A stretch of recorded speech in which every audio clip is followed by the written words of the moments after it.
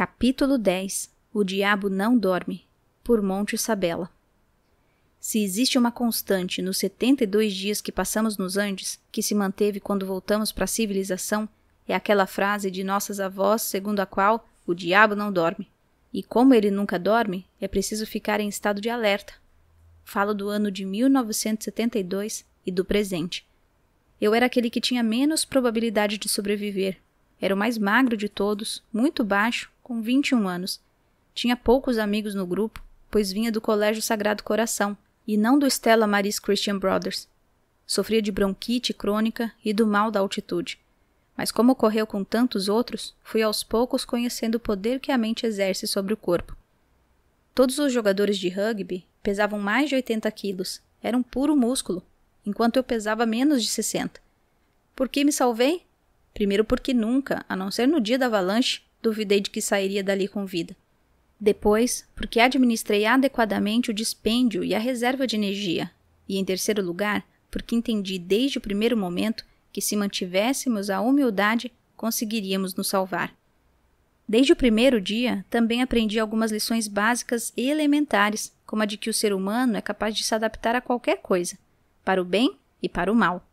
Morando num palácio, completamente isolado do sofrimento dos outros, ou dividindo o espaço com cadáveres, vivendo em um grande caixão de metal, como era a fuselagem. Eu estava muito sozinho, não tinha intimidade com ninguém, morava no centro e a maioria ali era de carrasco, e os que eu conhecia melhor estavam mortos ou muito feridos, como o Basco. No começo, eu olhava para os meus companheiros de tragédia e sentia medo. Cheguei a pensar que eles poderiam me matar. No fundo, meu temor inicial não era tão descabido. Aconteceu com a embarcação Dolphin em 1759, quando mataram um espanhol, e em 1765, quando o barco inglês Peggy ficou à deriva, sem nenhum alimento a bordo. Primeiro mataram um escravo para comê-lo. Depois, sortearam quem seria a próxima vítima, que acabou sendo um dos tripulantes.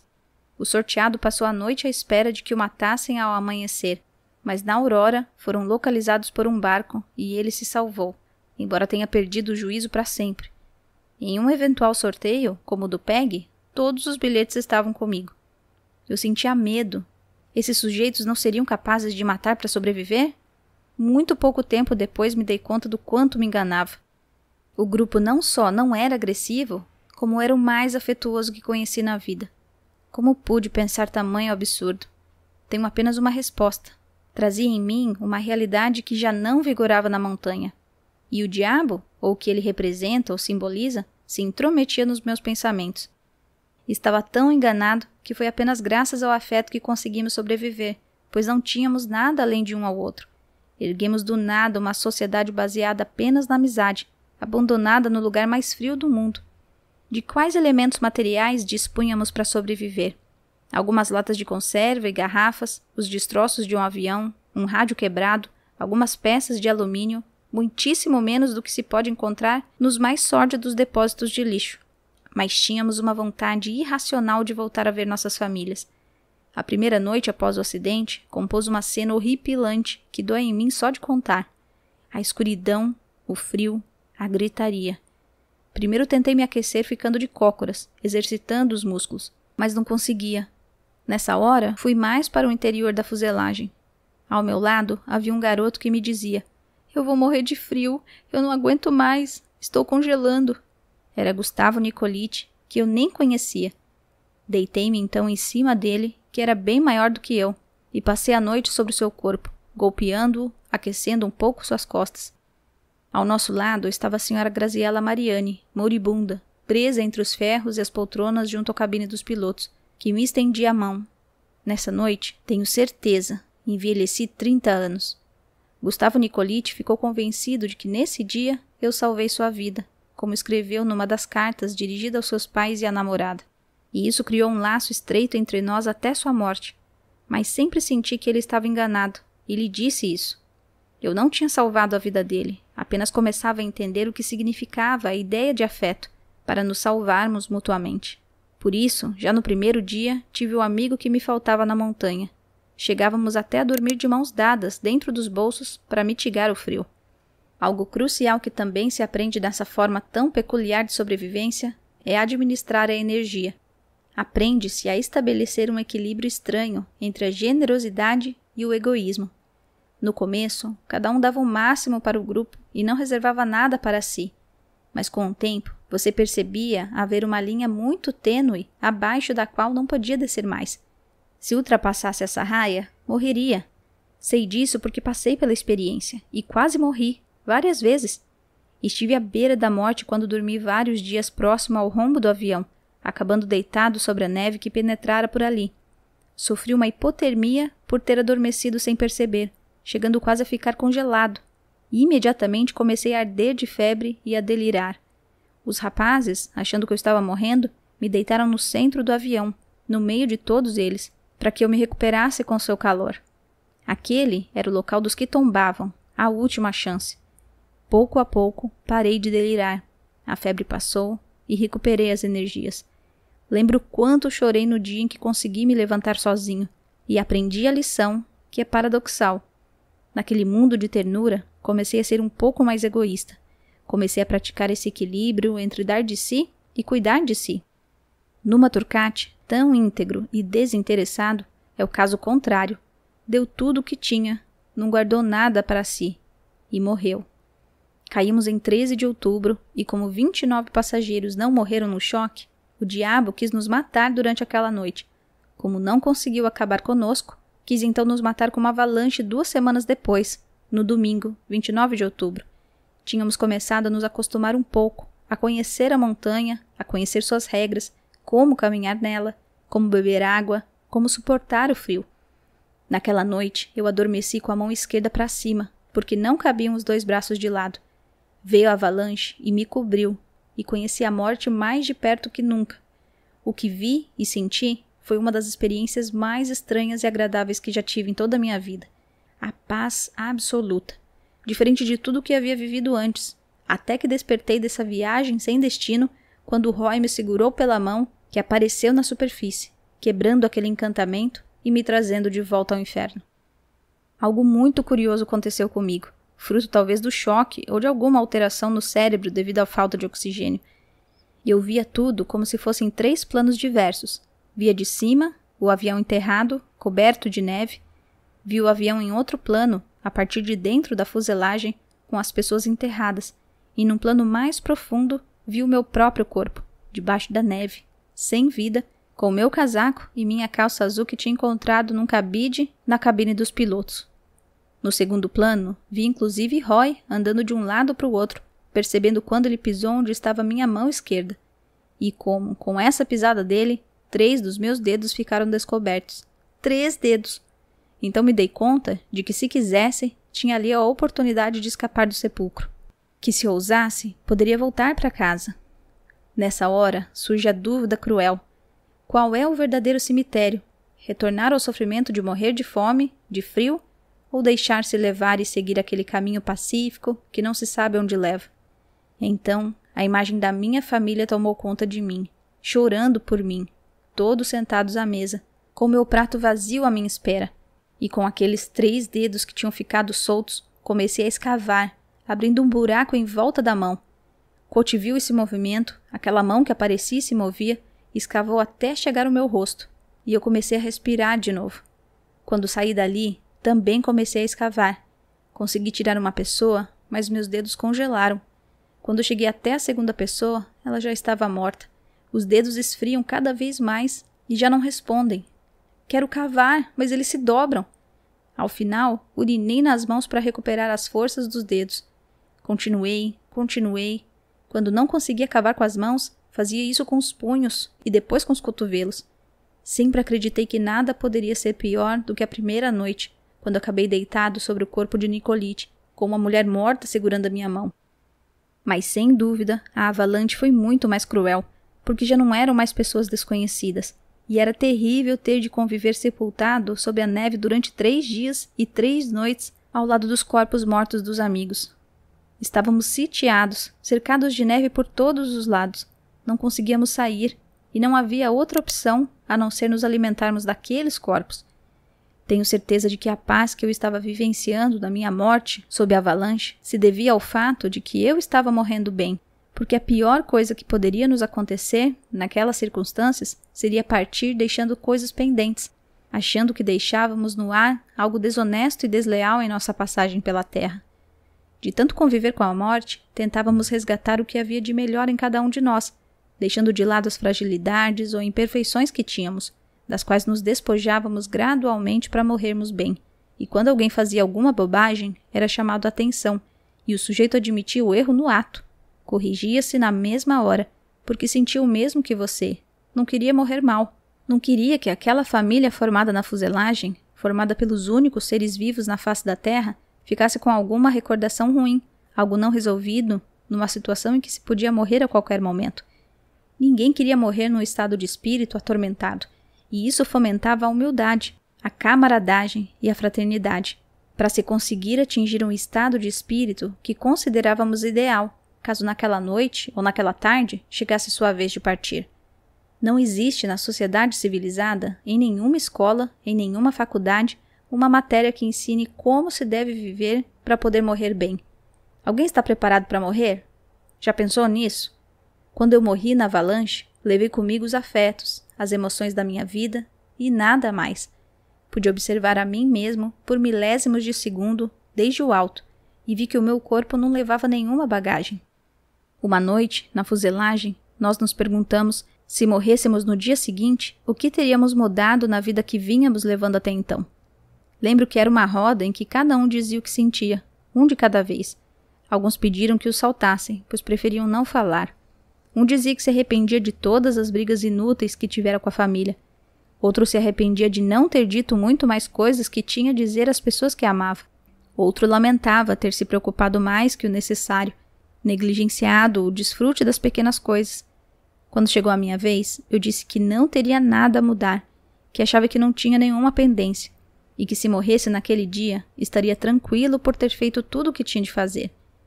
Diante dessas lições de humildade aprendidas nos Andes, é difícil entender quando se fala em proezas e heroísmo. Quem são os heróis? Eu me pergunto, heróis do quê? Do que estão falando? Aquela foi a história de um grupo de desafortunados e nesse terreno não há espaço para heróis ou para ostentações. Esse conceito pertence à sociedade convencional, tendo sido depois recriado em filmes e livros. Lá em cima não havia nenhum filme. Não passava pela cabeça de ninguém a ideia de falar em gigantes ou super-homens. É uma tradução ruim feita na planície. Por isso, digo que o diabo nunca dorme. Nós mesmos, quando descemos, começamos a falar em proezas, mas na história verídica, ninguém queria ser, nem se sentia um campeão protagonizando uma façanha gloriosa. Justamente ao contrário, éramos um grupo, e o objetivo era que cada um fizesse a sua tarefa, sem que nenhum líder ou semideus precisasse emitir as ordens. Se havia algo ausente na sociedade da neve, era a ideia de protagonismo. Mas como o diabo não descansa, quando descemos, levados pelo novo ambiente, começamos a buscar os protagonistas. Se agora, em março de 2006, quando subimos novamente a montanha, eu pedisse aos 16 sobreviventes que me falassem de coração, todos diriam o mesmo, que os heróis, se os houve, foram os feridos que depois morreram, pois não me ocorre ato mais louvável do que, em vez de se lamentar e pedir por compaixão, quando sabiam que não tinha chance de escapar, transmitir ânimo para nós, que ainda conseguíamos caminhar. Acredito profundamente que se essa história demonstra alguma coisa, é aquilo que podemos extrair de gente como Henrique Platero ou Numa Torquati, que nos ensinaram o que significa ser um herói humilde, o que parece um contrassenso. Platero foi operado por Roberto com uma lâmina de barbear, para cortar um emplasto de sangue e carne que saía do orifício formado em seu ventre, quando Zerbino arrancou um tubo que ali se cravara. Ele nunca se queixou nem deixou de trabalhar. Numa nos ensinou que é heroísmo anônimo, ao dar aos outros mais do que reservava para si mesmo. Nesse equilíbrio entre solidariedade e egoísmo, que era o que permitia a você viver ou morrer, ele inclinava a balança em favor dos outros e em detrimento de si próprio. Numa subiu a montanha na primeira expedição, no 4º dia, com Adolfo Strauch, Roberto Canessa e Carlitos Paes. Participou depois da terrível expedição de 2 dias, sem nenhum ponto de abrigo, com Gustavo Zerbino e Daniel Maspons, em que quase morreram. E quando a avalanche veio e cobriu tudo, quem mais trabalhou, quem retirou mais neve para que pudéssemos voltar a viver, foi Numa, que de novo ultrapassou seus próprios limites. Existe aí um nó górdio que deve ser desfeito. Por que ele agia daquela maneira? Por isso é que Numa está estreitamente vinculado também à expedição final, porque foi a sua morte que precipitou a saída, e isso no momento certo, porque quando o resgate chegou, 10 dias depois, a alguns, como Roy, restavam poucas horas de vida. Foi o impulso final para a saída salvadora, e isso não se deu por acaso, mas sim em consequência de sua atitude na montanha. No final, estava com o sistema imunológico tão devastado que contraía todo tipo de infecção. Nós lhe dávamos antibióticos, os doutores da montanha cuidavam dele todos os dias, mas acabamos por perdê-lo. E com ele, todos morremos um pouquinho mais. Nunca achei que a verdadeira história tenha sido realmente contada, a essência do que se passou. No livro Os Sobreviventes, o autor não pôde subir a montanha, e por isso o texto conta os casos, o que se dava do lado de fora, mas não o que ocorria dentro de cada um de nós. É um relato frio dos fatos. Porém, quando se conta o que acontecia dentro de nós, não se chega a conhecer a humildade, que é a essência da história. Quando descemos de volta para a sociedade, o diabo mostra o rabo, e tudo começa a ser distorcido. Surgem a competição, o egocentrismo, a inveja, a vaidade, características todas elas muito humanas, é verdade, mas a história perde o seu núcleo. O que nos salvou foi a humildade. Por isso, resgatar o núcleo significa recuperar nem mais nem menos que a fórmula salvadora, o que deve permanecer, para nós e para todos que se interessam e se aproximam desse caso.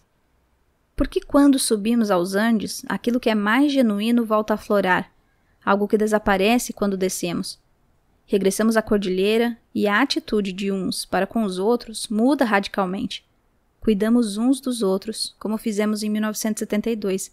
Voltamos a sentir medo, a ficar inseguros.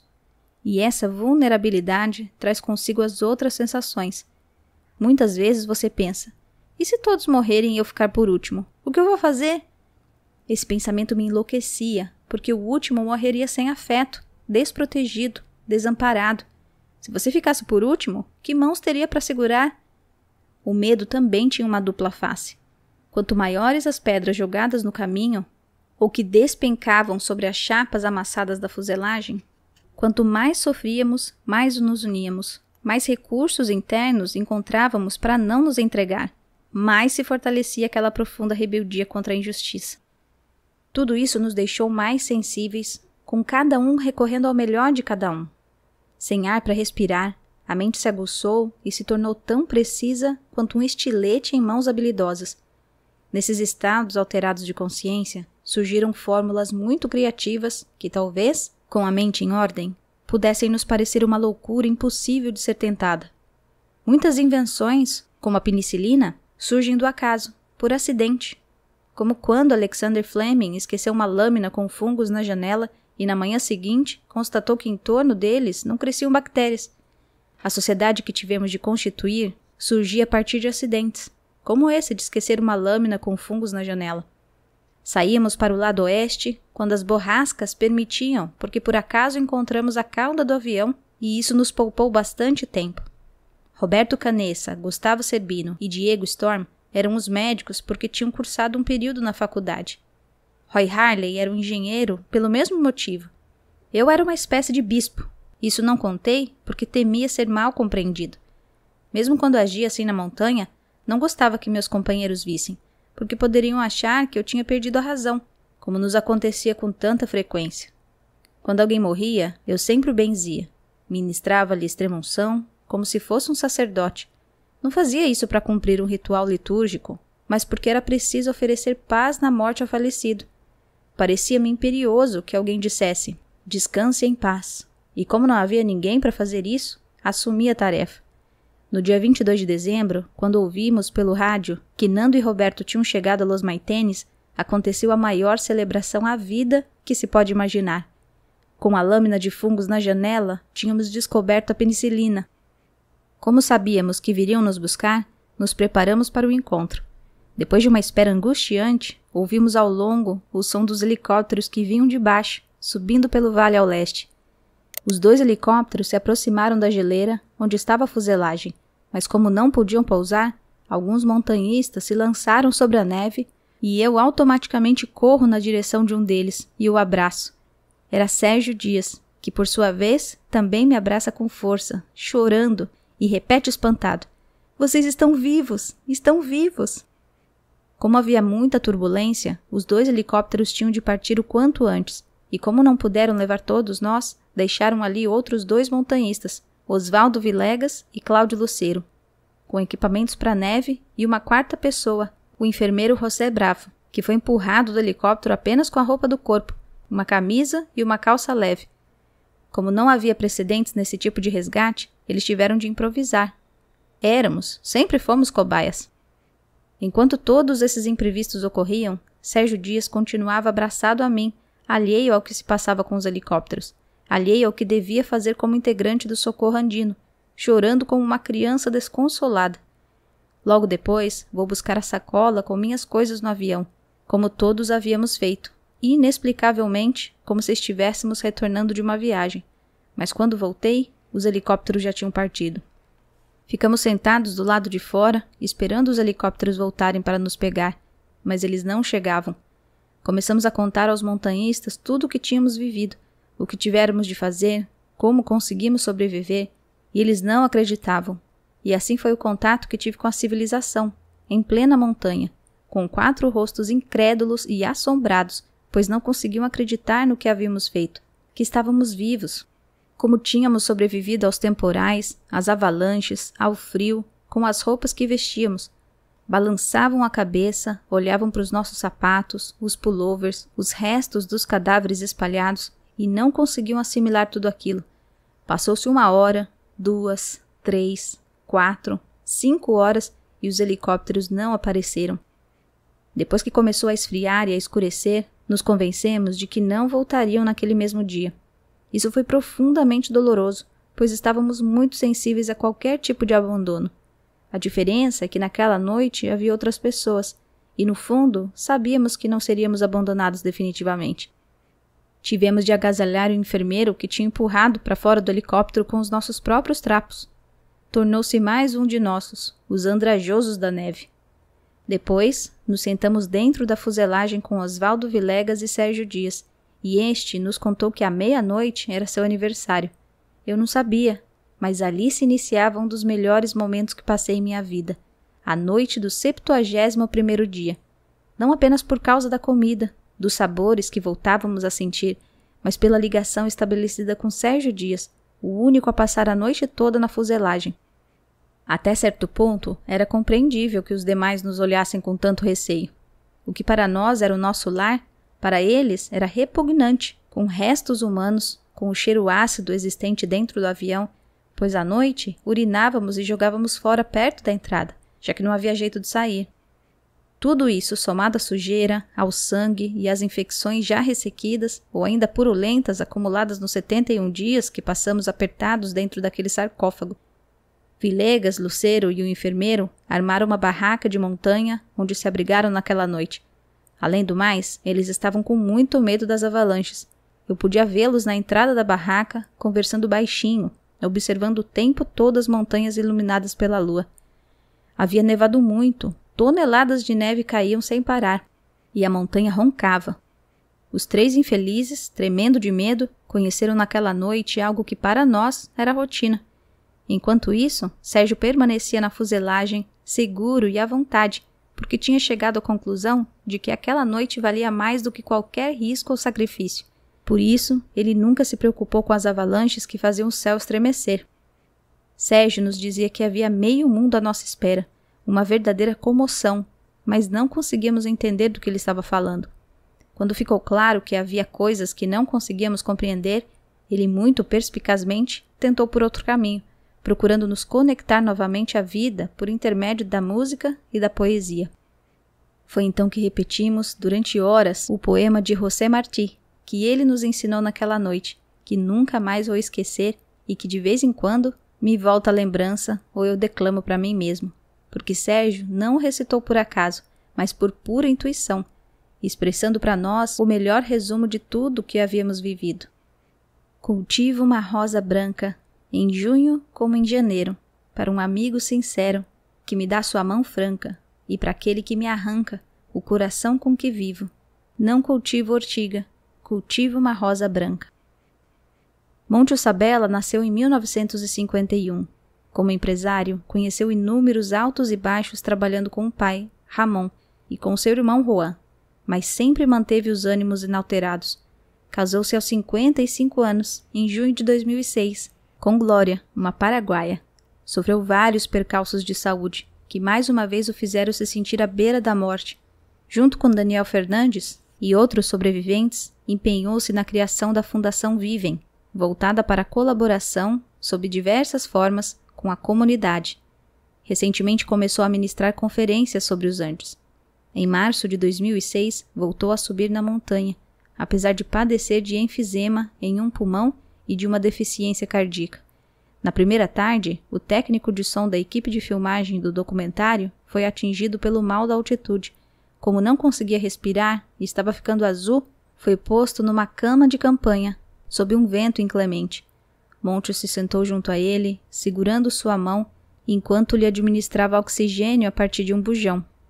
Permaneceu ao seu lado, na mesma posição, durante 4 horas. Assim que o técnico de som confirmou que já se sentia melhor, Monte soltou a mão dele. Obrigado, disse o homem. Monte fitou-se surpreso. Por que ele estava me agradecendo?